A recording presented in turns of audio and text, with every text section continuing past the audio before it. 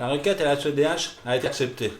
C'est un grand pas en avant dans mon combat contre l'évasion fiscale depuis 2012, car en effet aujourd'hui c'est le Luxembourg qui est sur le banc des accusés.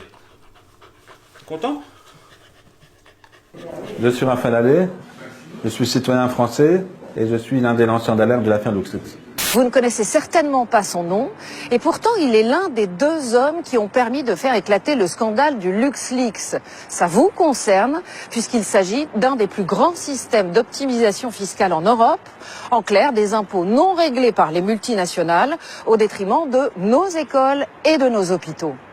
Aujourd'hui, en tant que citoyen français, je trouve choquant et scandaleux que dans cette élection présidentielle, dans cette campagne pour l'élection présidentielle, on ne parle pas du premier des combats. Le premier des combats, c'est que l'argent rentre dans les caisses de l'État. Quand on sait que les multinationales ne payent pas leurs impôts à hauteur de 80 milliards d'euros par an, c'est-à-dire le budget de l'éducation nationale, je trouve ça inadmissible. Et je voudrais que les candidats de l'élection présidentielle parlent de ça. Qu'est-ce qu'ils vont faire, ces candidats, pour lutter contre l'évasion fiscale, pour lutter contre ce pillage de notre richesse. Avant de parler comment dépenser l'argent, comment réduire les dépenses, comment nous, citoyens, nous devons nous serrer la ceinture, je pense qu'il faudrait d'abord parler comment on doit faire entrer l'argent qui devrait être dans nos caisses.